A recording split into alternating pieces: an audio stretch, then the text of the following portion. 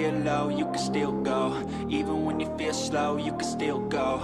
Even when there's no hope, you can still go. I never answer to no, man, I still go. Go, go, go, go, go, go, go, go, go, go, go, go, yeah, go, go, go. Hustle every single day. I'll be making moves till I'm buried in my Let's fight. I don't wanna be saved. I've been doing shit my way, through the highway, and in the driveway is an S-range. 'Cause I grind through the climb, I invite pain. You'll never hear me, bitch, nah, I don't complain. Just gotta flip the switch and you can go and obtain anything you want. Ready, bro. Firing all cylinders. Reaction time there, speed there. It's focus. That's what got him ready. It's focus. Good.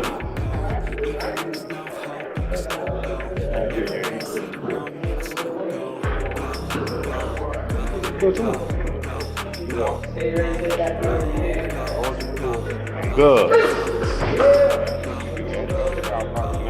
Good. Stay in your rhythm, champ. Stay in your rhythm. Your rhythm, your time, your fight. Let's go. You trying hard? Good job. It's effort. When you look at Shakur Stevenson's training for Teofimo Lopez, it's clear his whole camp is focused on surviving early chaos. Teofimo is most dangerous in the first half of fights. That's why Shakur trains with fast rounds, short breaks, and drills where he must create space after being rushed. The goal is to make pressure feel normal, not scary. So fighting under stress feels easy.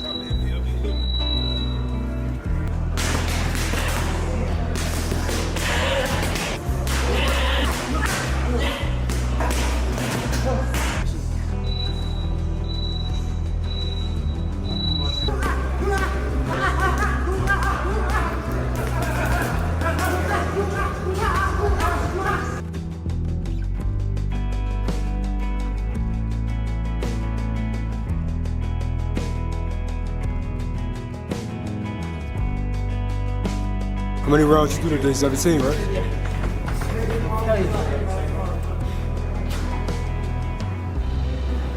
They're also fixing small defensive mistakes from Shakur's recent fights. Against Teofimo, one clean punch can change everything. That's why after every jab or hook, Shakur moves away or changes angles. No standing still. No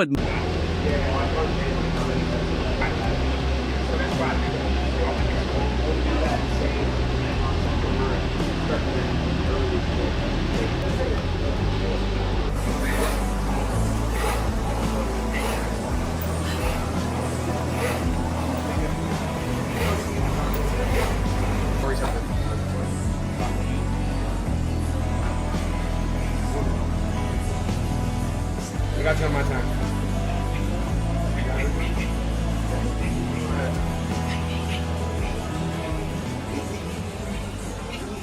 Shakur's movement isn't about running. It's about small, smart steps. He stays close enough to make Teofimo throw, but never balanced enough to get hit. He studies Teofimo's habits, how he jumps in, loads up, and pauses after shots. By mid-fight, those attacks become predictable. The plan isn't to knock him out. It's to make him miss. I feel great. Sprints kind of be getting me right, get my conditioning right. Sometimes in a fight could turn into a sprint. Cause it's like, to start the pace fast as hell and then they can't keep up the pace, but the sprints will kind of get you in shape to where once you break down, sometimes you get a second win, then you get another win, then you get another win after that. So I did the sprints a lot in a Jamel Herring fight. That's why you seen me fight at a fast pace. And then once I slowed down, I picked it back up and I had all the energy in the world to do it. So this is where Shakur's calm style clashes with public noise. Listening to Sean Porter and others, you hear the real issue. We say we want savage fights, but we criticize.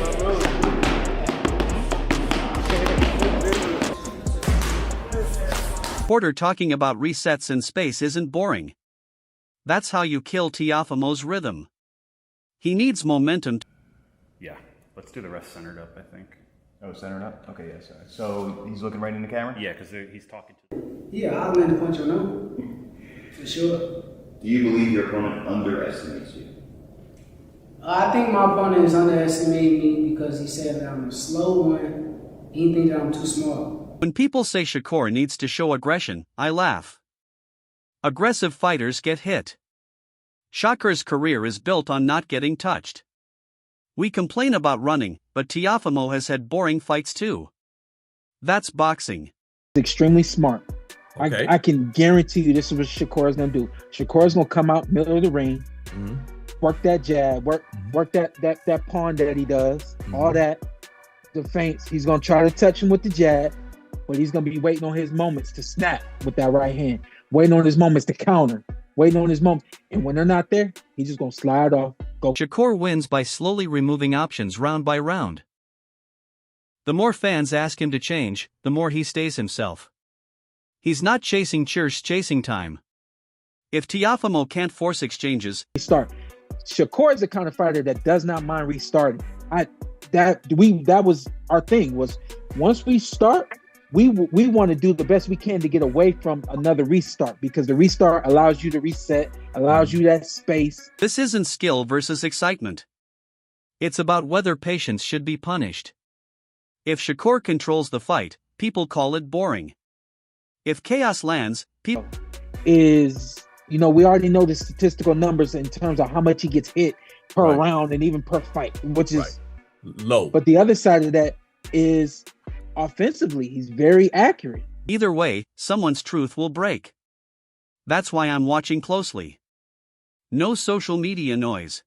30, 40 punches around. He's usually on point when he throws. He don't miss.